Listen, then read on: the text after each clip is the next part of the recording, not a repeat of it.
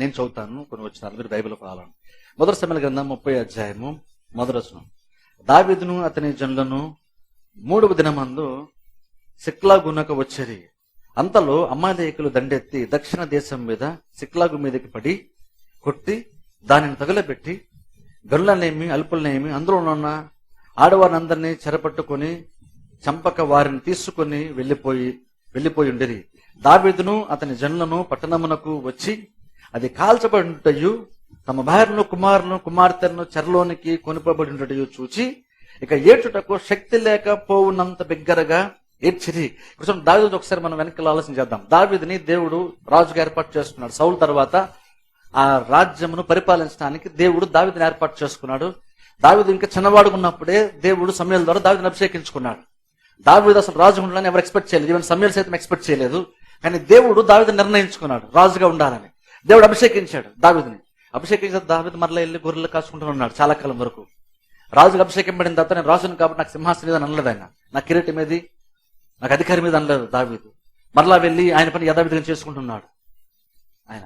అంటే అప్పటికప్పుడు జస్ట్ ఒక మంచి ఎక్స్పీరియన్స్, అభిషేకం అంటే మంచి ఎక్స్పీరియన్స్ వచ్చింది కాబట్టి దాన్ని ఎక్కించుకోలేదు. ఎక్కడ నుండి ఆ అభివృద్ధిని ప్రతి చూడలేదు ఆయన.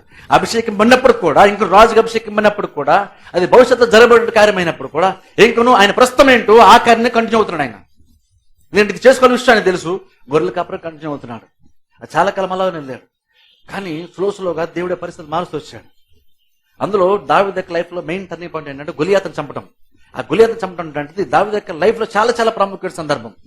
ఆ సందర్భంలో ఒకసారి ఆలోచించండి. దావీదు గొలియాతును చంపడం కోసం వెళ్ళలేదు, ఏదో పెద్ద సాహస కార్యం చేయడం కోసం దావీదు వెళ్ళలేదు. యాక్చువల్ గా దావీదు వాళ్ళ తండ్రి గారు పంపించారని వాళ్ళ అన్నింటికి యోగక్షేమం కనుక్కోవడానికి వెళ్ళాడు. వెళ్ళినప్పుడు ఆవిడ గొలియాతును చూశాడు. ఆవిడ గొలియాతు మాట్లాడుతున్న మాటలు చూశాడు. ఆ తర్వాత అప్పుడు గొలియాతును చంపాలంటే ప్రేరేపణ అప్పుడు దావీదుకు వచ్చింది.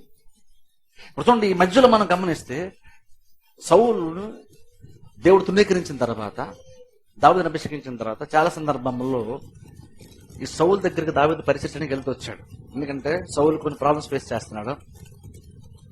ఆ ప్రాబ్లమ్స్ అన్ని సాల్వ్ చేయడానికి దావీదు వెళ్ళి మ్యూజిక్ ప్లే చేస్తూ ఆ రుగ్మతల నుండి దావీదు ద్వారా సౌలు విడిపింపడుతున్నాడు. కానీ సౌలు అక్కడ తాగలేదు. సౌలు దావీదుని చంపాలని చూస్తూ ఉన్నాడు. ఆ ప్రాబ్లం కూడా దావీదు మీద ఉంటుంది.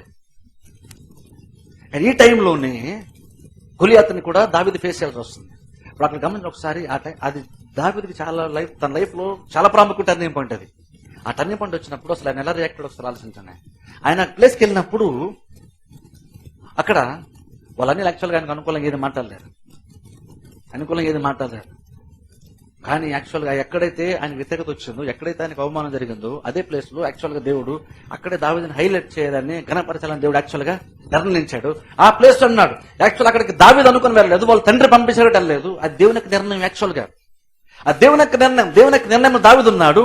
దావీదుకు కూడా తెలియదు, సౌలుకు కూడా తెలియదు, ఎవరికీ తెలియదు. ఈవెన్ నాకు తెలిసి దావీదు కూడా తెలియదు యాక్చువల్ గా విషయం. అక్కడ దేవుడే అక్కడ నడిపించిన విషయం దావీదు కూడా తెలియదు.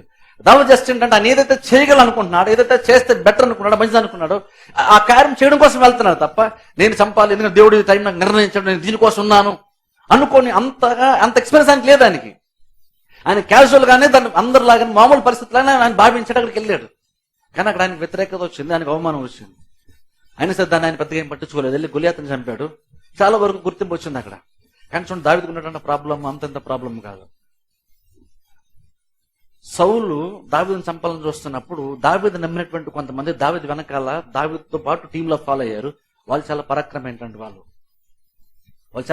ఏంటంటే వాళ్ళు దావీదు భవిష్యత్తులో రాజు కాబోతున్న విషయం వాళ్ళు గ్రహించి దేవుడు వారిని ప్రేరేపించి దాన్ని బట్టి దావీదుని ఫాలో అవ్వాలి వాళ్ళు నిర్ణయించారు. దావీదుని వాళ్ళు ఫాలో అవుతున్నారు, దావీదు నమ్మకున్నారు. వాళ్ళు చాలా పరాక్రమం ఏంటంటే వాళ్ళు దావీదు ఏం చెప్పినా సరే చేయడానికి వాళ్ళు రెడీ. యాక్చువల్ గా అంత డెడికేటెడ్ వాళ్ళు ఆ రోజు ఉన్నారు. ఆ టైంలో చూడండి, ఇక్కడ సౌలు దావీదుని చంపాలని చూస్తున్న కారణాన్ని బట్టి దావీదు ఏం చేశాడంటే కొంచెం యెరూషలేము పట్టణానికి కొంచెం దూరంగా వెళ్ళాడు. దూరంగా వెళ్ళి అదే ప్లేస్ సిక్లాగ్ అనేటువంటి ప్లేస్ లో ఆయన కొంతకాలం నివాసం చేశాడు. అక్కడ తనకున్నటువంటి టీంతో కలిసి సిక్లాగ్ అనేటువంటి ప్లేస్ లో ఆయన దూరంగా ఒక దగ్గర నివాసం చేస్తున్నాడు. ఆయన ఆ ప్లేస్ యాక్చువల్ తండ్రి కాదు, కానీ అక్కడ గుడారం ఏర్పాటు చేసుకుని ఆ ప్రాంతంలో కొంతమంది కలిసి అక్కడ నివసిస్తున్నారు. అక్కడ ఆ నివసిస్తున్న ఆ టైంలో ఇక్కడ సిక్లాగ్ అంటే మాటను ఇక్కడ మనం చూస్తున్నాం. అక్కడ దావీదు కానీ మరి కొంతమంది తన అనుచరులు అందరూ నివాసం చేస్తున్నారు అక్కడ. ఆ టైంలో వీళ్ళ చోటుకి వెళ్ళి వచ్చేసరికి ఇప్పుడు ఇక్కడ సౌలు చాలా మంది శత్రువులు యుద్ధం చేస్తున్నాడు, దావీదు కూడా చాలా మంది శత్రువులు యుద్ధం చేస్తున్నాడు. సౌలు ఎవరితో యుద్ధం చేస్తాడు, వాళ్ళు కూడా ఇశ్రాయేలు ప్రజలు వ్యతిరేకమైనటువంటి వాళ్ళే. దావీదు ఎవరు వ్యతిరేక యుద్ధం చేస్తున్నాడు, వాళ్ళు కూడా ఇజ్రాయేల్ ప్రజలు వ్యతిరేకమైనటువంటి వాళ్ళే. కానీ సౌలు ఒకే శత్రువుతో ఇజ్రాయేల్ శత్రువుతో డీల్ చేస్తున్నారు ఇద్దరు. కానీ ఇద్దరు వేరు వేరు విధానాల్లో వెళ్తున్నారు, వేరు వేరు రీతిలో ఇద్దరు కూడా ఫైట్ చేస్తున్నారు. కానీ ఇజ్రాయేల్ వ్యతిరేక శత్రువులతో ఫైట్ చేస్తున్నారు. అలాగే దావీదు కొంతమందితో వేరే చోట నివాసం చేస్తారు, సిక్లాగ్ అంటే ప్లేస్ నివాసం చేస్తున్నాడు, దూరంగా ఇజ్రాయేల్ పట్టణం దూరంగా నివాసం చేస్తున్నాడు. ఆ టైంలో ఒకసారి శత్రువులు ఏం చేశారంటే, ఈ దావీదు వీళ్ళందరూ లేరన్న విషయాన్ని తెలుసుకొని ఏం చేశారంటే, వీళ్ళు నివసించిన పట్టణం దగ్గరకు వచ్చి, ఆ గ్రామానికి వచ్చి, ఆ గ్రామాన్ని గృహాన్ని అంతా తగలబెట్టేసి వారి భార్య బిడ్డల కుటుంబంతో కూడా తీసుకుని వెళ్ళిపోయారు. వీళ్ళు దూర ప్రాంతంకి వెళ్ళి వచ్చేసరికి ఆ ఊరంతా గ్రామంతా కూడా కాలిపోయింది. ఒక్క మనిషి కూడా లేరు. అందరిని చరిగా వాళ్ళందరినీ కూడా తీసుకొని వెళ్ళిపోయారట. బైబిల్ అప్పుడు చెప్తుంది చూడండి, వీళ్ళ పరాక్రమం ఏంటంటే వాళ్ళు. దావీదు నుంచి ఒక మాట చెప్పాలి. దావీదు పాటలు రాసేంత సెన్సిటివ్గా ఉంటాడు. అంటే దేవుడు ఏదైనా చిన్న మేలు చేసినప్పుడు ఆ మేల్ని ఈజీగా గుర్తించగలిగేంత సున్నితత్వమైన మనసు దావీదుకు ఉంది. అలాగని దావీదు సున్నితనుడు కూడా కాదు. దావీదు కనుక ఫేస్ చేయాలంటే గులియత్ లాంటి సరే మెడ నరికడానికి కూడా దావీదు వెనుకంజా వీడు ఆలోచించడు, అంత పరాక్రమం ఉంది. జనచుడు ఈ రెండు కాలం జనరల్ మనం చూడం. దావీదు ఎంత సెన్సిటివ్ అంత స్ట్రాంగ్ కూడా, ఎంత సున్నితంగా కనబడతాడో, టైం వస్తే అంత బలంగా నిలబడతాడు దావీదు. గులియత్ లాంటి వచ్చినప్పుడు అందరూ భయపడుతున్నారు, కానీ దావీదు మాత్రం యాక్చువల్ గా భయపడ్డా. నేను చంపేస్తాను అంటున్నాడు. కాకులు గద్దలకి వేసేస్తాను, నేను చంపేసి మాంసం వేసేస్తాను అంటున్నాడు. అంత బలమైనటువంటి వాడు. అదే సమయంలో దేవుని యొక్క కార్యం గుర్తించి కూడా ఆయన ఎంత సెన్సిటివ్ అంటే, దేవుడు కార్యం చేసినప్పుడు కార్యం గుర్తించి దాని మీద పాటలు కూడా రాసే అంత సున్నితత్వమైన మనసు కూడా దావీదుకి ఉంది. జనరల్కి రెండు ఉండవు. ఇది ఉన్నప్పుడు అది ఉండదు, అది ఉన్నప్పుడు ఉండదు. కానీ దావీదుకి రెండు ఉన్నాయి. కాబట్టి దావీదు నిజంగా ఏంటంటే, ఎంత సాఫ్ట్గా ఉండాలని సాఫ్ట్గా ఉండగలుగుతాడు, ఎంత బలంగా ఉండాలంత బలంగా కూడా దావీదు ఉండగలుగుతాడు. అలాంటి మనస్తత్వం కలిగినటువంటి వాడు. అలాగే ఆయన టీం కూడా అలాంటి వాళ్ళే, చాలా పరాక్రమైనటువంటి వాళ్ళు, దావీదు అనుసరించేటువంటి వాళ్ళు కూడా. దావీదు కోసం ప్రాణాలు ఇవ్వడానికి రెడీగా ఉంటారు వాళ్ళు, ఏదైనా సరే పేషెంట్ రెడీగా ఉంటారు. ఓ టైంలో దావీదుకు ఒక చోట ఉన్నట్టు నీళ్ళు చాలా బాగుంటున్నప్పుడే ఆ నీళ్లు, బావిలో నీళ్లు కావాలని దావీదు ఉంటే ఎవరైనా తెస్తే బాగుండని దావీదు అంటే, ఆ మాట విన్నటువంటి ఆ టీం ఏం చేశారంటే, శత్రువులతో యుద్ధం చేసి దాటుకొని వెళ్ళి అక్కడికి వెళ్ళి బావిలో నీళ్లు తోడుకుని వచ్చి మళ్ళీ శత్రువు చేసి మళ్ళీ తీసుకుని దావీదు గారి నీళ్ళని ఇస్తారు. అంటే దావీదు యొక్క మనసును తెలుసుకుని అంతగా దావీదు అనుకూలంగా చేసేటువంటి వాళ్ళు.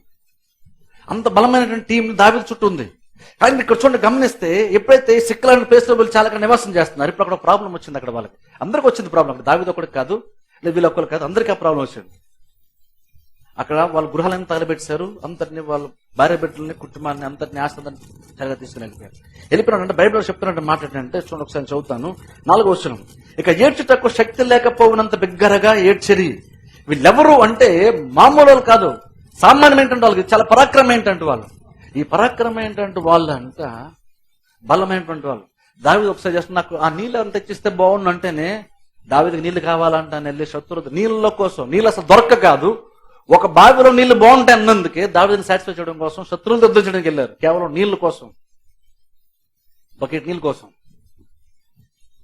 అంత పరాక్రమమైన, అంత ధైర్యమైనటువంటి వాళ్ళు. కానీ ఒక టైం వచ్చేసరికి అంత బలమైనటువంటి వాళ్ళు ఎలా తయారయ్యారు తెలుసా? వాళ్ళంటే ఏట మొదలు పెట్టారంట. వాళ్ళు ఎలా ఏడిచారంటే, శక్తి కూడా లేదంటే, ఇంకా ఏడవడానికి శక్తి లేదు, యుద్ధం చేయడం శక్తి లేదు అంటలేదు. అంటే వాళ్ళకి ఏడవాలనిపిస్తుంది, కానీ ఏడడానికి కూడా శక్తి లేదు వాళ్ళకి. ఏడవాలనిపిస్తుంది వాళ్ళకి, కానీ ఏడడానికి కూడా శక్తి లేనంత బలహీనమైనటువంటి సిచ్యువేషన్ లోకి ఈ పరాక్రమం కలిగినటువంటి ఒక టీం వెళ్ళిపోయింది. అంత బలమైనటువంటి వారు అంత బలహీనమైన పరిస్థితుల్లో వాళ్ళు వెళ్ళిపోయారు, శక్తి లేదంట. ఆ టైంలో చూడండి, కొంచెం కింద చదువుతాను, 6వ వచనం చదువుతాను. దావీదు మిక్కిలి దుఃఖపడెను, మరియు తమ తమ కుమారులను బట్టి కుమార్తెలను బట్టి తన జనులందరికీ ప్రాణము విసిగినందున రాళ్ళు రువ్వి దావీదును చంపుదం రెండని వారు చెప్పుకోనగా, దావీదు తన దేవుడైన యెహోవాను బట్టి ధైర్యము తెచ్చుకొని. చూడండి, ఇక్కడ ఎప్పుడైతే దావీదుకు అనుకూలంగా పనిచేసేటువంటి వాళ్ళు, దావీదు కోసం ప్రాణం ఇవ్వడం రెడీ అయినటువంటి వాళ్ళు, వారు దుఃఖంలో ఉన్నప్పుడు అంటే వాళ్ళకి ఎంత బాధ వేసిందంటే, అంతటికి కారణం దావీదు అని వాళ్ళు అనుకున్నారు. అనుకొని దావీదుని చంపాలని వాళ్ళు ప్రయత్నం చేశారు. వాళ్ళు చంపుతాను అనుకున్నట్టు, యాక్చువల్ గా అనుకున్నాడు. బైబిల్ చెప్తున్న మాట ఏంటంటే, వాళ్ళ ప్రాణాలు విసికినందుకు వాళ్ళు రాళ్ళు రువ్వి దావీదుని చంపుదాం అనుకున్నారట. కానీ బైబిల్ చెప్తున్న మాట ఏంటి తెలుసా? దావీదు మాత్రము యెహోవాను బట్టి ధైర్యం తెచ్చుకొని. అందరూ ఒకే ఎక్స్పీరియన్స్ గుండా వెళ్తున్నారు, కానీ పరాక్రమమైనటువంటి వారు కొంతమంది బలహీనమైపోయి దాని కారకుడు దావీదు అన్నట్లుగా దావీదుని చంపాలని చూస్తున్నారు. కానీ దావీదు మాత్రం కారణం వెతకట్లేదు. దావీదు ఏమంటే, దావీదు అంటే యెహోవాను బట్టి ధైర్యం తెచ్చుకొని, యెహోవాను బట్టి ధైర్యం తెచ్చుకొని. ఇక్కడ దావీదు నిజంగా సనుక్కోవాలంటే దావీదుకి బోల్డ్ అవకాశం ఉన్నాయి, బోల్డ్ మంది దావీదు సనుక్కోవచ్చు. మిమ్మల్ని రమ్మని నేను అనలేదు, మీరు వెనకాల వచ్చారని దావీదు అనొచ్చు. ఈ ప్రాబ్లమ్స్ అన్ని నాకు తెచ్చుకుంది కాదు, దేవుడిని అభిషేకించడం వల్ల నాకు ఎన్ని ప్రాబ్లమ్స్ వస్తాయని దేవుని మీద కూడా అలగచ్చు. లేదంటే ఇవన్నీ కూడా సౌలు వల్ల ప్రాబ్లం, సౌలు కరెక్ట్గా అర్థం చేసుకుంటుంది, అందుకని సౌలు వల్ల అని చెప్పి సౌలు మీద అనగచ్చు. కానీ దావీదు ఎవరి గురించి ఆలోచించలేదు, దేవుని గురించి ఆలోచించాడట. యెహోవాను బట్టి ధైర్యం తెచ్చుకుని కనిపెట్టుకుని ధైర్యం తెచ్చుకుంటూ మన కీర్తన గ్రంథం దావీదు చెప్పాడు చూసారా. ఏదో దావీదు చెప్పేది ఇక్కడ చేస్తాడు ఆయన. దావీదు అంట అందరూ కూడా చంపాలని చూస్తున్నప్పుడు వాళ్ళని చూసి డిసప్పాయింట్ ఫీల్ అవ్వలేదు దావీదు. దావీదు కూడా బాధ వేసి దావీదు కూడా ఏడ్చాడు వాళ్ళతో పాటే. కానీ దావీదు అక్కడ ఉండడానికి ఇష్టపడలేదు. దావీదు అంటే ధైర్యం తెచ్చుకొని దేవుని గురించి ఆలోచన మొదలు పెట్టాడు. దేవుని దగ్గర విచారించాలనుకున్నాడు, అంటే దేవుని అడగాలనుకున్నాడు. ఇప్పుడు ఏం చేస్తే బాగుంటుంది, నేను వెళ్ళాలని తరమాలా, పట్టుకోవాలేదా లేదా అన్నది తెలుసుకోవడం కోసం దావీదు ఏం చేస్తాడంటే ఎప్పుడూ రప్పిస్తాడు. దేవుని యొక్క ఆలోచన తెలుసుకోవాలనేటువంటి ప్రయత్నం చేస్తాడు. దేవుడు అంటాడు దావీదును వెళ్ళు, నీ శత్రువులు నేను నీకు అప్పగిస్తాను అంటాడు. అంత బలహీనమైన పరిస్థితుల్లో కూడా దావీదులను కష్టపడ్డాడు. అంత దావీదు ఎందుకు ప్రయాసపడతాడు ఒకసారి ఆలోచించండి. ఇదంతా ఎందుకు ఈ స్ట్రగల్ ఎందుకు? దావీదు గొర్రెలు కాపురగా ఉంటే ఆయనకి ఏ ప్రాబ్లం లేదు. యాక్చువల్గా ఆ గొర్రెల వల్ల వచ్చిన ప్రాబ్లం ఏం లేదు ఆయనకి. ఇప్పుడు దేవుడు వచ్చి దావీదుని అభిషేకించుకుని రాజు ఉండడానికి అప్పుడు సౌలు నుంచి ప్రాబ్లం స్టార్ట్ అయింది. ఇవన్నీ ఆ ఈవెంట్స్ ఏవైతే దావీదు ఫేస్ చేస్తున్నాడు అవన్నీ కూడా దావీదు తెచ్చుకున్నాయి కాదు, దేవుడు తీసుకొచ్చి దావీదుకి ఇచ్చాడు. గొలియాతును ఫేస్ చేయడం అంటే దావీదు యొక్క ఆలోచన కాదు, అది దేవుని యొక్క ఆలోచన. అలాగే ఇక్కడ దావీదు జీవితం జరిగే ప్రతిదీ కూడా దేవుని యొక్క ఆలోచన, దేవుని యొక్క సంకల్పమే. సిక్లాగా ప్లేసులు ఉన్నాడు, అది దేవుడు నిర్ణయించిన ప్లేసే యాక్చువల్గా చెప్పాలంటే. కానీ ఆ ప్లేస్లో కూడా ఆయన దుఃఖపడాల్సి వచ్చింది. ఆ ప్లేసులో ఆయన ధైర్యము లేని టైంలో ఆయన ధైర్యం తెచ్చుకోవాల్సిన పరిస్థితి వచ్చింది. ఆయన ఏడడానికి శక్తి లేదు. కానీ ఇప్పుడు దావీదు అంటున్నాడు దేవుని బట్టి ధైర్యం తెచ్చుకుంటున్నాడు, దేవుని దగ్గర ఎంక్వైరీ చేస్తున్నాడంట. ప్రభు నేను నెలలా యుద్ధం చేయనా, శత్రువుల చేతికి అప్పగిస్తావా? దుఃఖపడడానికి ఓపిక లేదు, కానీ ఇప్పుడు యుద్ధం చేయడానికి రెడీ అవుతున్నాడు దావీదు. బేసిన ఒకసారి ఆలోచించరా, యుద్ధం చేయడానికి దావీదు శక్తి ఉంది కాబట్టి వెళ్తున్నాడా అంటే దావీదు యాక్చువల్ శక్తి లేదు, దావీదు కూడా శక్తి లేదు. వాళ్ళెవరికి కూడా ఏడ్చి నీరసించిపోయారు. కానీ ఆ టైంలో కూడా ఆయన దేవుణ్ణి అడిగి యుద్ధం చేయడానికి రెడీ అవుతున్నాడు. ఎందుకు తెలుసా? దావీదు నమ్మింది ఏంటంటే దేవుని ఎదురు చూస్తే బలాన్ని పొందుకుంటాను. అది నా సొంత బలంతో సొంత శక్తితో యుద్ధం చేసి గెలుస్తామని కాదు. దేవుడు కనుక వాగ్దానం చేసి ఉంటే నేను వెళ్తే దేవుడు నాకు విజయాన్ని ఇస్తాడని దేవుని దగ్గరికి వెళ్ళి ఎంక్వైరీ చేశాడు. దేవుడిని అడిగాడు, దేవుడు వెళ్ళమన్నాడు. వెళ్తున్నప్పుడు చాలా మంది చాలా దూరం ప్రయాణించాల్సి వచ్చింది. తన దగ్గర అనుసరించేటువంటి వాళ్ళు చాలా మంది ఓపిక లేక నీరసించిపోయి చాలా మంది మధ్యలోనే డ్రాప్ అయిపోయారు. చాలా కొంతమందిని తీసుకుని దావీదు యుద్ధం చేస్తాడు, వారిపైన విజయం తెచ్చుకుంటాడు. ఒకసారి సిక్లగ్ అనే ప్లేస్ లో దావీదు ఉన్నాడు. తన ప్లేస్ కాదు యాక్చువల్ కాదు, కానీ అక్కడే ఉన్నాడు. ఆ సిక్లగ్ అనేటువంటి ఎక్స్పీరియన్స్ ఏదైతే దావీదుకు ఉందో అది మంచి అనుభవం కానే కాదు. అక్కడెక్కడ కూడా దావీదు సంతోషం లేదు. ఆ ప్లేస్ లో చాలాగా ఉన్నాడు, కానీ దానికి ఏ మంచి యాక్చువల్ జరగలేదు. అక్కడ దుఃఖం తప్ప ఆయన సంతోషం అక్కడ లేదు. కానీ ఇంకను దేవుడు బహుశా ఆయన అక్కడికి నడిపించడేమో అని సిక్లాగులోనే దావీదు ఉండడానికి ఇష్టపడ్డాడు. ఇక్కడ ఏం చేయాలి తెలుసా? దావీదుకి అర్థం కాలేదు, కానీ దేవుడు చాలా ప్లాన్ చేసుకుంటూ వచ్చాడు దావీదు కోసం.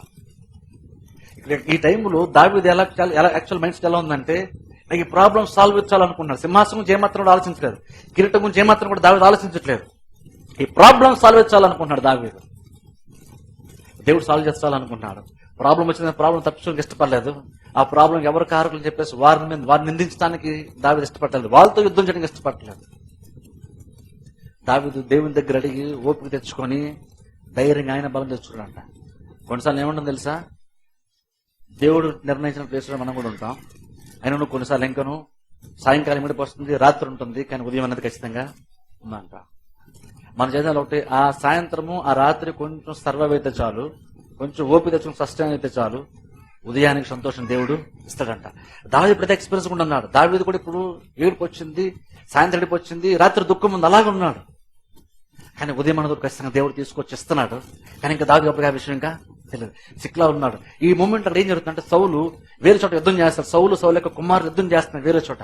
ఆ యుద్ధంలో సౌలు యొక్క సైన్యం నిలబడలేకపోతున్నారు. నిలబడలేక యుద్ధంలో చాలా మంది సౌలు యొక్క 3 కుమారులు చనిపోతారు. ఇప్పుడు సౌలు కూడా చాలా తీవ్రంగా గాయపరచబడతాడు. గాయపరచబడి ఆ వేదం తట్టుకోలేక చచ్చిపోదాం అనుకుంటాడు. ఆ మారకుండా ఒక ఆయన వెళ్తుంటే, దయచేసి నన్ను కత్తి పొడిసి నన్ను చంపేస్తే నేను వేదన తట్టుకోలేకపోతున్నాను అంటాడు. యాక్చువల్గా దావీదు సౌలు అంతగా సఫర్ అవుతున్నాడు ఆ టైంలో. చూడండి, ఇప్పుడు చదువుతుంది ఒకసారి చూడండి. 2 సమయాల గ్రంథంలోకి వెళ్దాం. 2 సమయాల గ్రంథము 1వ అధ్యాయము 4వ వచనం చదువుతాను. చూడండి. గిల్బోవా పర్వతమునకు నేను అకస్మాత్తుగా వచ్చినప్పుడు సౌలు తన ఈటెను ఆనుకుంటూ, చూడండి ఇక్కడ ఆ వ్యక్తి దావీదుని కలిసిన వ్యక్తి చెప్తున్నాడు, వెనక్కి ఇలా స్టోరీ చెప్తున్నాడు. ఆనుకొనుండిని. అతడు రథమును రౌతును తనకు వెనువెంట తగులుచుండుట చూచి వెనుక తిరిగి నన్ను కనుగొని పిలిచాను. అందుకు చిత్తము నా ఏలినవాడా నేనంటిని. నీవెవడవని అతడు నన్ను అంటే సౌలు అడిగాడట ఎవరని. నేను అమాలేకుడని చెప్పి తిని.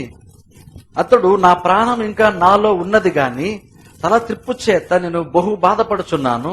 నీవు నా దగ్గర నిలబడి నన్ను చంపమని సెలవీయగా ఇలాగు పడిన తరువాత అతడు బ్రతుకుడని నేను నిశ్చయించుకొని అతని దగ్గర నిలిచి అతని చంపెతిని. ఇక్కడ గమనించండి. తరువాత అతని తల మీద ఉన్న కిరీటమును హస్త కంకణములను తీసుకుని నా ఏలినవాడు నీ యొద్దకు వాటిని తెచ్చి ఉన్నానని అనేను. ఇప్పుడు చూడండి, ఒకసారి ఆలోచించండి. దావీదు దేవుడు దేనికి అభిషేకించుకున్నాడంటే రాజు ఉన్నకి అభిషేకించుకున్నాడు. కానీ దావీదు ఎక్కడ కూడా రాజుగా ఉండడానికి ఇష్టపడలేదు. ఐ మీన్ ఆ రాజు సింహాసనం కోసం వెతలేదు, సింహాసనం కోసమే ప్రయాసపడలేదు, సింహాసనం దించలేదు. ఆ మొదటి రాజుని చంపేస్తే నా సింహాసనం చేస్తున్నాను కూడా అనుకోలేదు. దేవుడిని సింహాసనం దేవుడు చెప్పాడు. అది దేవుడు తెచ్చేందుకు దావీదు ఆగిన తోపుకు దావీదుకు ఉంది. అసలు ఇంకా చెప్పాలంటే దావీదుకి అంత ముందు లైఫ్ అంతా చాలా ఈజీగా ఉండేది. గొర్రెలు కాసుకుని ఏం ప్రాబ్లం లేదు. ఒకసారి దేవుడు అభిషేకించిన తర్వాత దావీదుకి అన్ని ప్రాబ్లమ్స్ మీదకి ఇప్పుడు అసలు ప్రాబ్లమ్స్ అన్ని దావీదుకి ఎందుకు వచ్చిందని అడిగితే దేవుడు సింహాసనం ఎక్కద్దు అనేటువంటి గొప్ప కార్యాన్ని నియమించాడు కాబట్టి, నిర్ణయించాడు కాబట్టి ప్రాబ్లమ్స్ గుండా వెళ్లాల్సి వచ్చింది. ఆ ప్రాబ్లమ్స్ ఎందుకు ఫేస్ చేస్తున్నాడు? ఎందుకండి ఈ సాయంకాలం అనుభవం ఎందుకు, రాత్రి అనుభవం ఎందుకంటే ఉదయం మన సంతోషం దాన్ని దేవుడు నిర్ణయించాడు కాబట్టి ఈ సాయంకాలం గుండా రాత్రి గుండా దావీదు వెళ్లాల్సిందే. అది చాలా కాలం దావీదు దాన్ని ఫేస్ చేశాడు. చంపాలంటే సౌలు చంపడం దావీదుకి చాలా ఈజీ, చిట్లో చంపగలుగుతాడు. కానీ చంపకుండా ఉండాలి. సౌలు చంపకూడదు, తన చేతి ద్వారా అభిషిక్తుడు చావకూడదు. అందుకని చంపకుండా బలవంతులయ్యుండి కూడా తప్పించుకొని ప్రాణాలు కాపాడుకుని తిరుగుతూ ఉన్నాడు. తిరిగి అటాక్ చేయకుండా తప్పించుకొని తిరుగుతున్నాడు. కానీ ఒకసారి దేవుని నిర్ణయం ఒకసారి ఆలోచించండి. చాలా కాలం దావీదు సింహాసనం కోసం వెయిట్ చేశాడు, కిరీటం కోసం వెయిట్ చేశాడు. ఒక సిక్లాగ్ అనేటువంటి ప్లేస్ లో దావీదు నివాసం చేస్తున్నప్పుడు ఒక ఆయన, అదే సౌలు యుద్ధంలో ఉన్నప్పుడు ఆయన బాధపడలేకుండా నన్ను చంపే అన్నప్పుడు ఆ వ్యక్తి సౌలు చంపేశాడంట. సౌలు చంపిన తర్వాత ఏం చేశాడు తెలిసి ఆశ్చర్యం, చంపేసి ఆ వ్యక్తి వెళ్ళిపోలేదు. సౌలు చంపేసిన తర్వాత అంట సౌలుకు ఉండేటువంటి ఆ రాజరకం ఏవైతే కంకణలు ఇవన్నీ ఉంటాయో కిరీటం అవన్నీ తీసుకొచ్చి దావీదు చేతుల్లో పెట్టాడు. ఆ వ్యక్తి దావీదు చేతుల్లో పెట్టాడు. ఒకసారి ఆలోచించండి, దేవుడు ఎప్పుడు వాగ్దానం చేశాడు దావీదుకు నేను సింహాసనం ఎక్కిస్తానని, నేను రాజుగా అభిషేకించి నేను రాజుగా నియమించిన విషయం దేవుడు ఎప్పుడో చాలా కాలం క్రితం దేవుడు అభిషేకించి తన సంకల్పాన్ని తెలియపరిచాడు దావీదుకి. కానీ ఎప్పుడు జరిగిందో తెలుసా? చాలా కాలం తర్వాత జరిగింది. కానీ అది ఈ పాయింట్ రావడానికి, ఆ సింహాసనము, ఆ కిరీటము, ఆ రాజరిక సంబంధమైన ప్రతిదీ తన దగ్గర రావడానికి దావీదు చాలా అనుభవం గుండా వెళ్లాల్సి వచ్చింది. అనుభవం గుండా వెళ్ళిన తర్వాత ఈయన సింహాసనాన్నో లేదా కిరీటం ఈయన వెతుక్కుంటా లేదు, కిరీటమే ఆయన ఎత్తుక్కుంటూ వచ్చింది. ఓ పక్కన అందులో ఉన్న గొప్పతనం ఏంటంటే ఈయన సౌలుని చంపి అభిషక్తిని చంపారన్న నింద ఆయన మీద లేదు. సౌలు ఎవరు వేరే వాళ్ళు చంపేశారు, కానీ కిరీటం మాత్రం ఆయన వెతుక్కుంటే ఆయన దగ్గరికి వచ్చింది. అసలు సౌలు చంపిన వ్యక్తి కిరీటం తేవాల్సిన అవసరం లేదు, కానీ కిరీటం తీసుకొచ్చి దావీదు చేతుల్లో పెట్టాడు. ఏంటి దేవునికి సంకల్పం అంటే ఆ రాజరికంగా కిరీటం తెచ్చిన అర్థం ఏంటంటే ఎక్కడ ఉండేది దావీదే ఇజ్రాయెల్ దేశానికి రాజు. రాజరికంగా ఏదో తప్పు విషయాలుగా తన దగ్గరికి రావాలో, రాజు గుర్తింపు పొందడానికి ఏదైతే ఉండాలో అది దేవుడు తీసుకొచ్చి ఇచ్చాడు.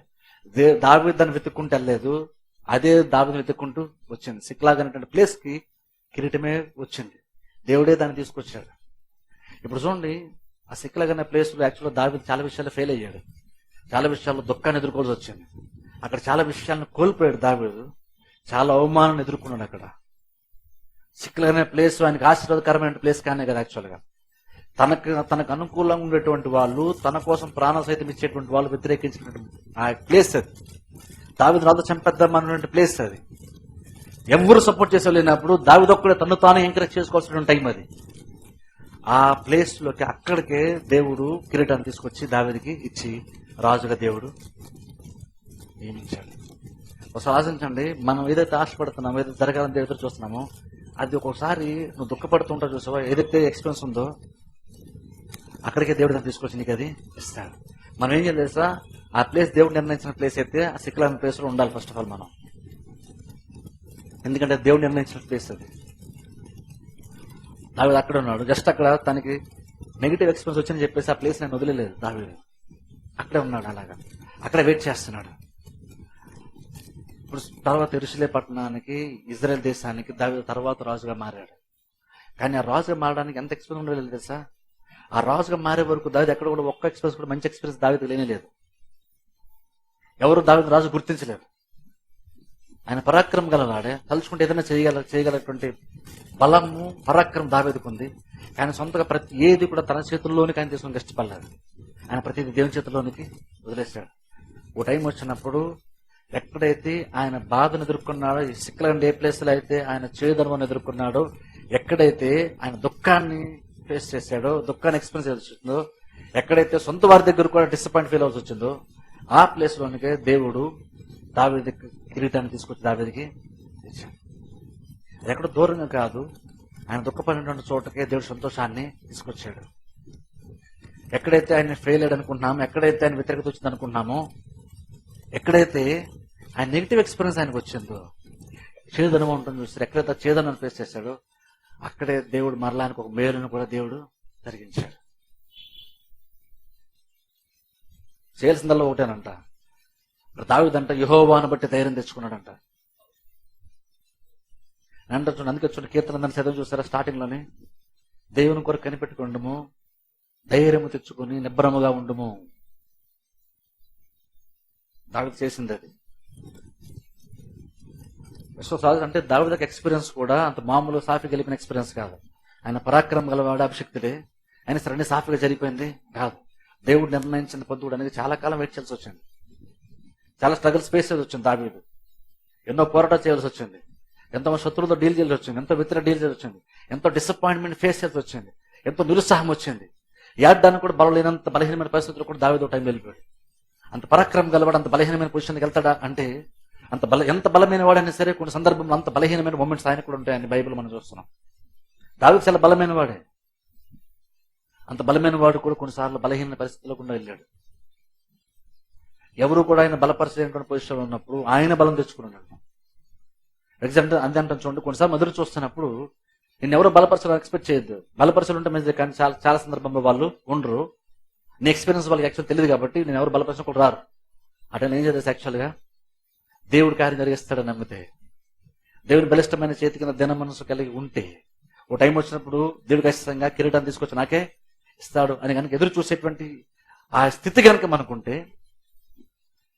ఎక్కడైతే నువ్వు బలహీనపడి అక్కడ వెనక్కి వెళ్ళిపోవు, అక్కడ ధైర్యం తెచ్చుకొని ఇంకా ముందుకు వెళ్ళడానికి ఇష్టపడతావు. ఇది జరగకపోతే బాగుంది కూడా, సిక్కులాగా దానికి రాకపోతే అక్కడ కిరీటము వచ్చేదే కాదు. అక్కడ వెయిట్ చేశాడు, కిరీటము దేవుడే తీసుకొచ్చి ఇచ్చాడు. అని కొన్నిసార్లు చూడండి, మనం కూడా అలాంటి ఎక్స్పీరియన్స్ ఉండి వెళ్తాం. కొన్నిసార్లు దేవుడు వాగ్దానం చేసిన తర్వాత ఏ ఎక్స్పీరియన్స్ అయితే మనం వెళ్తున్నామో కొన్నిసార్లు అది సిక్కులాగా ఉంటుంది మనకు కూడా. అంటే ఇది వ్యతిరేకతను ఫేస్ చేయాల్సి వస్తుంది, డిసప్పాయింట్మెంట్ ఫేస్ చేయాల్సి వస్తుంది, ఏడ్డానికి కూడా బలం లేని దుఃఖాన్ని ఒకసారి దుఃఖపడవలసి వస్తుంది. ఆ ఎక్స్పీరియన్స్ గుండా వెళ్తే ఆ నెక్స్ట్ జరిగింది ఏంటి తెలుసా? ఆ నెక్స్ట్ జనం మనం చూస్తే దావీదును వెతుక్కుంటూ కిరీటం వచ్చింది దావీదు దగ్గరికి. తొలకరి వర్షము కడవరి వర్షము సమకూడ వరకు రైతు ఎదురు చూస్తాను చూస్తారా, వ్యవసాయకుడు.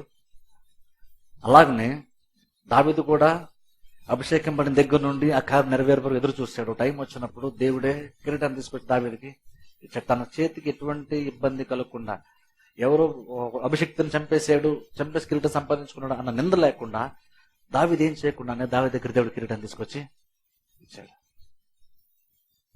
అంటే అందుకన్నాను చూడండి, ఎంత భక్తుడికైనా సరే ఎదురు చూడండి చాలా కష్టమైన పరిస్థితి, చాలా కష్టమే. ఇప్పుడు దావీదు గురించి మనం విన్నా సరే మనకు అర్థం కూడా చాలా తక్కువ. దావీదు గురించి స్టోరీ మనం బయట ఉంటే దావీదు గురించి వింటున్నాం, కానీ దావీదు అందులో ఉన్నాడు, దాన్ని ఎక్స్పీరియన్స్ చేశాడు. అదేంటో దావీదు గురించి మనం వింటున్నాం, మనకు కొంత అర్థమవుతుంది, కానీ అదేంటో యాక్చువల్గా నిజంగా దాని లోతు ఏంటో దావీదుకే తెలుసు. అలాగే నీ ఎక్స్పీరియన్స్ ఏంటో కూడా ఇతరులు తెలియదు. చూడొచ్చు, నీ గురించి బయట చూడొచ్చు, అర్థం చేసుకోవచ్చు, కానీ యాక్చువల్ నువ్వేం ఫేస్ చేస్తున్న వాళ్ళకి యాక్చువల్గా ఎవరికి తెలియదు. అది నీకు అందులో డెప్త్ ఏంటో, అందులో భారం ఏంటో నీకు మాత్రమే తెలుస్తుంది. అందులో ఇబ్బంది ఏంటో, ఆ సఫరింగ్ ఏంటో నీకే తెలుస్తుంది. అది కానీ ఆ సఫరింగ్ ఉన్నా సరే ఓపిక ఎదురు చూస్తానంట, ఓ టైం వచ్చినప్పుడు దేవుడు అంట కార్యాన్ని చేస్తాడు. దేని కొరకైతే చాలా ఎదురు చూస్తున్నాం, ఆ కడవరి వర్షం అది రాగానే పంట చేతికి వస్తుందంట. అప్పుడు ఏం చెయ్యాలి అని అంటే, బైబిల్లో ఈ అనుభవం పొందినటువంటి దావీదు అంటున్నాడు, యెహోవా కొరకు కనిపెట్టుకుని ఉండము, ధైర్యం తెచ్చుకుని నిబ్బరముగా ఉండము, యెహోవా కొరకు కనిపెట్టుకుని ఉండము అన్నాడు. మరలా రెండోసారి చెప్తున్నాడు దావీదు చివరి రోజుల్లో. కనిపెట్టుకుని చెప్తున్నాడు. ఎందుకంటే ఒకవేళ మిస్ అవుతావేమో, మిస్ అవద్దు. కనిపెడుతున్నామంటే అది ఈజీ కాదు. అక్కడ ధైర్యం తెచ్చుకోవాలి. ఎందుకంటే అక్కడ నీకు దుఃఖం ఉంటుంది. అక్కడ ధైర్యం తెచ్చుకోవాలి. నువ్వు బలం తెచ్చుకోవాలి. ఎందుకంటే అక్కడ నీకు బలము ఉండదు. నువ్వు చాలా బలహీన అవుతావు. కానీ అక్కడ నువ్వు బలం తెచ్చుకోవాలి. అక్కడ నీకు ధైర్యం ఉండదు. నేను ధైర్యపరిచే వాళ్ళు ఉండరు, ధైర్యపరిచే పరిస్థితులు ఉండవు. కానీ నువ్వే ధైర్యము తెచ్చుకోవాలి. అవన్నీ నువ్వు చేయాలని నువ్వు చేసుకుని ఎదురు చూస్తుంటే ఓ టైం వచ్చినప్పుడు ఉదయాన్నే సంతోషము కలుగుతుందంట. ఆ దేవుడు ప్రతి వారికి సంతోషాన్ని దాన్ని దేవుడు నిర్ణయించాడు. ఆ ఉదయం అన్న దాన్ని పెట్టకుండా దేవుడు ఆ ముందు రాత్రి ఆ సాయంత్రాన్ని దేవుడు నీ లైఫ్ లో పెట్టడు. సాయంత్రం దుఃఖం వస్తాను నువ్వు గుర్తుపెట్టిన విషయం ఏంటంటే నీకు రాత్రి కష్టంగా ఉంది. ఆ రాత్రి కూడా దుఃఖం ఉండే టైం ఉంటుంది, సీజన్ ఉంటుంది. కానీ ఉదయానికి ఖచ్చితంగా సంతోషము ఉంటుందని. ఆ ఉదయం అన్న దాన్ని దేవుడిని సంతోషం నిర్ణయించకుండా నేను సాయంత్రం గుండా రాత్రి గుండా దేవుడు తీసుకెళ్ళడు. బట్ ఇంకా చెప్పాలంటే ఉదయం అన్నది ఉంది కాబట్టి సాయంత్రం రాత్రి ఎక్స్పీరియన్స్ ఖచ్చితంగా నీకు ఉండాలి. ఈ రెండు లేకుండా నీకు ఉదయానికి నువ్వు వెళ్ళలేవు. సంతోషం రావాలంటే ఈ రెండు కూడా వెళ్ళాల్సిందే. అందుకే ఆ దుఃఖ సమయంలో కూడా, ఆ ఓర్పు లేని టైంలో కూడా, ఆ సఫరింగ్ టైంలో కూడా ఎవరు అర్థం చేసుకోకపోయినా ఎదురు చూడడం కనుక చేయగలిగితే ఓ టైం వచ్చినప్పుడు దేవుడే తీసుకొచ్చేస్తాడు. చివరిలో 600 నెగిటివ్ ఎక్స్పీరియన్స్ దావీదు అక్కడ ఫేస్ చేసాడు. తను సపోర్ట్ చేయాల్సిన వాళ్ళు వ్యతిరేకించి ఆయన చంపాలని చూశారు, నష్టపరిచాలని చూశారు. ఆ ప్లేస్ లోనికి దేవుడు కిరీటాన్ని తీసుకొచ్చి ఇచ్చాడు. ఎక్కడైతే ఆయన చెడు ఎక్స్పీరియన్స్ చేశాడో అక్కడే దేవుడు సంతోషాన్ని కూడా దావీదుకి ఇచ్చాడు. అది ప్రతి వారికి దేవుడు చేస్తాడు. అందుకని బైబిల్ చెప్తున్న మాట ఏంటంటే యెహోవా కొరకు ఎదురు చూడండి. దావీదు యెహోవా కొరకు కనిపెట్టుకుని ఉండము, కనిపెట్టండి. లేదంటే దుఃఖం ఉందండి, బాధ ఎక్కువైపోతుందండి, బలహీనం అయిపోతుందండి. సరే దావీదు అంటున్నాడు, నువ్వు బలహీనం అయిపోయినా పర్లేదు, బలం తెచ్చుకో. దుఃఖం వచ్చినా పర్లేదు, దిగమింకో, ధైర్యం తెచ్చుకో, నీకు నువ్వే బలపరచుకో, ఎంకరేజ్ చేసుకో, ఎదురు చూడు, కనిపెట్టుకునుండు. ఎందుకంటే త్వరలోనే కడవరి వర్షం రాబోతుంది. అది వచ్చాక పంట నీ చేతికి వస్తుంది. ఆ పంట చాలా విలువైంది. ఆ విలువైన దాని కొరకు వెయిట్ చేయడం వర్తే. ఆ విలువైనది సంపాదించుకోవాలంటే వెయిట్ చేయడం ఇబ్బంది ఏమి కాదు, నష్టమేమి కాదు. నువ్వు వెయిట్ చేసిన దాని ప్రతిఫలం ఖచ్చితంగా నువ్వు కళ్ళారు నువ్వు చూస్తావు. నేను ఎంతకాలం వెయిట్ చేసిన చివరి నాకు ఏదైనా దొరికింది అని నువ్వు నిజంగా కనుక దేవుడు నిర్ణయించిన టైం కొరకు ఎదురు చూస్తే, అప్పుడు ఎదురు చూసిన కార్యం నెరవేరిన తర్వాత నువ్వే ఏమంటావు తెలుసా? నేను ఎదురు చూసింది నష్టమేమి కాదు నువ్వే అంటావు. నిజంగా దేవుడు ఎదురు చూసినటువంటి ఏ ఒక్కరు కూడా నేను చాలా ఎదురు చూశానండి కానీ చివరికి ఎంతేనండి దేవుడు చేశాడు అని ఏ ఒక్క వ్యక్తి కూడా అనరు. దేవుని కొరకు కనిపెట్టుకుని దేవుని కొరకు ఎదురు చూస్తే నువ్వు అనుకున్న గొప్ప స్థితిని దేవుడు నీకు ఇస్తాడు. నువ్వు ఎదురు చూసిన దానికంటే గొప్ప పంటని దేవుడు నీ చేతికి ఇస్తాడు. ఎక్స్పీరియన్స్ ప్రతి వాళ్ళకి దేవుడు ఇస్తాడంట. చేసిందల్లా ఒకటి ఎదురు చూడటమే. ఎదురు చూస్తుంటే క్యాజువల్గా కూర్చొని ఏదో చేతిలోకి వచ్చి 4 పాటలు పాడుతూ ప్రార్థన చేసుకుంటూ వెళ్ళిపోయి క్యాజువల్ ఉండదు కాదు అది. ఎదురు చూసేటువంటి టైంలోనే దుఃఖాన్ని ఫేస్ చేస్తాం. ఎదురు చూసేటువంటి టైంలోనే బలహీనతను ఫేస్ చేస్తాం. ఎదురు చూసేటువంటి టైంలోనే డిసప్పాయింట్మెంట్ ఫేస్ చేస్తాం. అవన్నీ ఫేస్ చేస్తూ కూడా ఊపిరితో ఎదురు చూస్తూ కనుక ముందుకెళ్తే సాయంత్రం తీసుకొచ్చినటువంటి దేవుడు, నీ లైఫ్లో తీసుకొచ్చిన దేవుడు, రాత్రిని తీసుకొచ్చినటువంటి దేవుడు ఉదయాన్ని కూడా ఖచ్చితంగా తీసుకొస్తాడంట. అది నమ్మితే దేవుడు చేస్తాడు. నమ్మితే నువ్వు సాయంకాలమే రాత్రిపూటే దేవుడు ఉదయాన్ని కూడా తీసుకొస్తాడు. నమ్మితే ఆ ఉదయం కొరకు ఎదురు చూస్తే ఉదయం త్వరలో రాబోతుంది. అది వచ్చినప్పుడు విలువైన పంట నీ చేతికి దేవుడు ఇస్తాడు. అది చూసినప్పుడు నువ్వు పడిన కష్టం అంతా తగ్గ ప్రతిఫలం దేవునికి ఇచ్చిన విషయం నీకు అర్థమవుతుంది. కాబట్టి ఎదురు చూడడం వల్ల నష్టమేమీ లేదు. ఎదురు చూడడం వల్ల నువ్వేమీ కోల్పోవు. ఎదురు చూడడం వల్ల లాభం ఎక్కువ ఉందంట. అందుకన్నా చూడండి, ఎంత ఎదురు చూస్తున్నామో అంత ప్రయత్నం తప్పకుండా దేవుడు మనకి ఇస్తాడు. కొన్నిసార్లు గొప్ప కార్యం కాబట్టి ఎక్కువ కాలం ఎదురు చూడాల్సి వస్తుంది. ఎంత గొప్ప నేనైతే ఉంటానంటే ఎంత గొప్పదో అంత ఎక్కువ టైం ఎదురు చూడాల్సి వస్తుంది. ఎందుకంటే నువ్వు పొందుకోవాల్సిన చిన్న చిన్న కార్యాలు కాదు, అల్పమైన కార్యాలు కాదు, చాలా గొప్ప కార్యము. అంత గొప్ప కార్యం కాబట్టి కొన్నిసార్లు ఎదురు చూడాల్సి వస్తుంది. అంటే ఏమంటారంటే ఒకసారి ఎంత లేట్ అవుతుందో అంత గొప్ప కార్యం దేవుని జీవితంలో చేస్తాను అర్థం. కానీ కనిపెట్టుకుని ఉంటే ఎదురు చూస్తుంటే ఓ టైం రానే వస్తుంది. వచ్చినప్పుడు ఖచ్చితంగా దేవుడు నిన్ను హెచ్చిస్తాడు. అందుకని బైబిల్ చెప్తున్న మాట అంటే దేవుని యొక్క బలిష్టమైన చేతి కింద దేన మనసు కలిగి ఉండమని బైబిల్ చెప్తాడు. ఎందుకంటే దేవుడు తగిన టైం వచ్చినట్టు మనం హెచ్చిస్తాడంట. ఓ టైం వచ్చిన దేవుడు మనకు ఉదయాన్ని తీసుకొచ్చిస్తాడు. కిరీటం తీసుకొచ్చి దావీదుకి ఇచ్చినట్టుగా మనకు కూడా ఏదైతే ఎదురు చూసాం దాన్ని దేవుడే తీసుకొచ్చి మనకి ఇస్తాడు. నువ్వు దాని వెనక వెళ్ళాల్సిన పని లేదు, దేవుడే తీసుకొచ్చి దాన్ని ఇస్తాడు. నువ్వు చేసిందల్లా ఒకటి, ఆ ఉదయం వచ్చే వరకు నువ్వు సస్టైన్ అవ్వగలగాలి. ఆ ఉదయం వచ్చే వరకు నువ్వు విడిచిపెట్టకుండా నువ్వు నిలబడగలగాలి. ఆ ఉదయం వచ్చే వరకు నువ్వు ధైర్యంగా ఓపిక తెచ్చుకొని నిలబడాలి. దుఃఖం వచ్చినప్పుడు కూడా నువ్వు నిలబడాలి, ధైర్యం తెచ్చుకోవాలి. ఓపిక లేనప్పుడు కూడా ఓపిక తెచ్చుకోవాలి. బాధ వచ్చినప్పుడు కూడా బాధ దిగమేందుకు నిలబడగలిగితే ఆ టైం వస్తుంది. ఆ టైం వచ్చినప్పుడు అన్ని కూడా దేవుడు నీకు తీసుకొచ్చి ఇస్తాడు. చేసినల్లా ఒకటే, ఎదురు చూసే టైంలో దుఃఖం ఉండొచ్చు, ఎదురు చూసే టైంలో సఫరింగ్ ఉండొచ్చు, స్ట్రగుల్ ఉండొచ్చు, డిసప్పాయింట్మెంట్ ఉండొచ్చు. ఎప్పుడు ఎక్స్పీరియన్స్ చేయలేనంత బాధ ఎక్స్పీరియన్స్ చేయొచ్చు ఆ టైంలో. ఎందుకు ఎక్స్పీరియన్స్ చేస్తామంటే త్వరలో మంచి కార్యం దేవుడు చేయబోతున్నాడు కాబట్టి అది రావడానికి మునుపు చాలా పెద్ద ప్రాబ్లమ్ ఫేస్ చేస్తాం. కానీ నువ్వు నిలబడి ధైర్యం తెచ్చుకుని నేను ఎంకరేజ్ చేసుకుంటే అది గడిచిపోగానే సంతోషం దేవుడు మనకి ఇస్తాడు. అందుకనే దావీదు అన్నాడు, యెహోవా ఒకరు కనిపెట్టుకుని ఉండండి, ధైర్యం తెచ్చుకుని నిబ్బరంగా ఉండు, దేవుని కొరకు కనిపెట్టుకుని ఉండుము, ఎందుకంటే నీ కార్యాన్ని దేవుడే సఫలపరుస్తాడు. కాబట్టి దుఃఖం రావచ్చు, ఏడుపు రావచ్చు, ఇంకేదైనా జరగచ్చు. ఎంత ఎక్స్పీరియన్స్ అయినా సరే కొంచెం ఓపిక తెచ్చుకొని, అది కష్టమే కానీ కొంచెం తెచ్చుకొని కనుక దేవుని కొరకు వెయిట్ చేస్తే దానికి దేవుడు హెచ్చిస్తాడు. ఓ టైం వచ్చి నూతన బలాన్ని దేవుడు ఇస్తాడు. నీ వెయిటింగ్ టైం అయిపోతుంది, నేను హెచ్చిన టైం వస్తుంది, దేవుడిని తప్పకుండా హెచ్చిస్తాడు. ప్రార్థన చేస్తాను, తల మంచి